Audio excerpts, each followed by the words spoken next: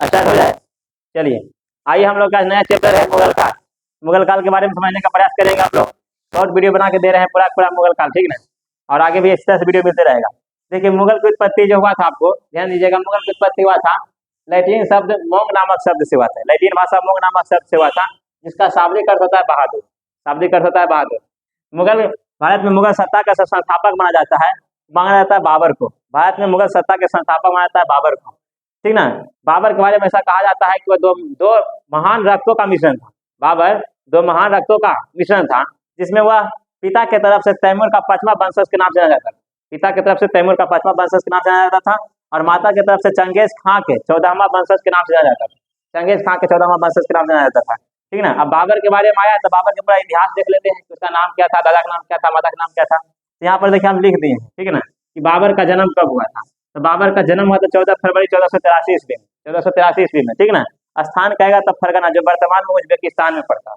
उसका जन्म हुआ था 14 फरवरी 1483 ईस्वी में, स्थान फरगना, जो वर्तमान में उज्बेकिस्तान में। और आप लोग भी समझने का प्रयास कीजिएगा, एक बार हम लोग समझा दिए, ठीक ना, दोबारा समझा रहे हैं, शॉर्ट वीडियो बना रहे हैं इसके लिए। आगे, इसका पिता का नाम था उमर शेख मिर्जा।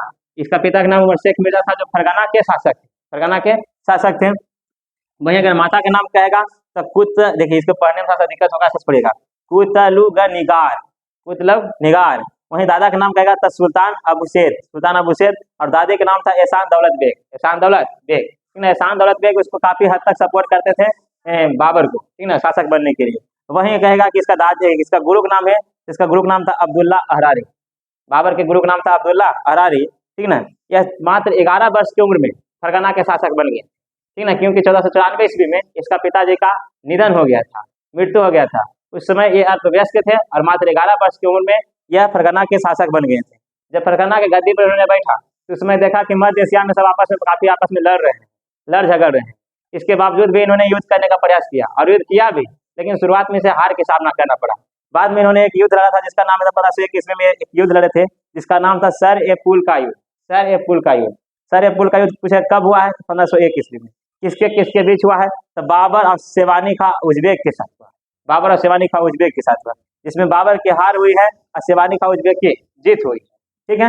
एक बात और रखें कि बाबर का जो वास्तविक नाम था जहरुद्दीन मोहम्मद था। बाबर का वास्तविक नाम था जहरुद्दीन मोहम्मद था। इधर कैमरा कर दिया। इन्होंने 1501 ईस्वी में समरकंद को जीत लिया, ठीक ना, और अपने अधिकार क्षेत्र में कर लिया। उसके बाद 1504 ईस्वी में काबुल को जीत लिया, साथ साथ गजनी पर भी अधिकार कर लिया था।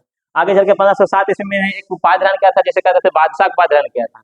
इससे पहले बाबर जो था वो अपने पिता का उपाधि, उसका पिता का नाम था क्या कहता है, उमर शेख मिर्जा, तो वो मिर्जा के उपाधि धारण करता था। लेकिन 1507 ईस्वी के बाद वह जाकर के बादशाह का उपाधि धारण कर लिया था, ठीक है ना। उसके बाद रखिएगा कि इसके बारे में ऐसा कहा जाता है कि इन्होंने भारत पर 5 बार आक्रमण किया था। इसमें पहला आक्रमण किया था 1519 ईस्वी में यूसुफ जाए के विरुद्ध, इसमें बजौर और भेरा के किला के खिलाफ किया था। जब ये बजौर और भेरा किला को जीतने जा रहा था तो इन्होंने बोला था कि हमको इसे जीतने में काफी मशक्कत का सामना करना पड़ेगा। और इसी युद्ध में इन्होंने सबसे पहली बार तोप और बारूद का प्रयोग किया था, ठीक ना। और ऐसा नहीं कि भारत के लोग बारूद का जानकारी नहीं रखते थे, भारत में बारूद का जानकारी था, लेकिन वो सिर्फ दक्षिण भारत में था, उत्तर भारत में नहीं था। आगे चल करके 1520 ईस्वी में सियालकोट और सैयदपुर को जीत लिया। फिर 1524 ईस्वी में पेशावर को जीत लिया।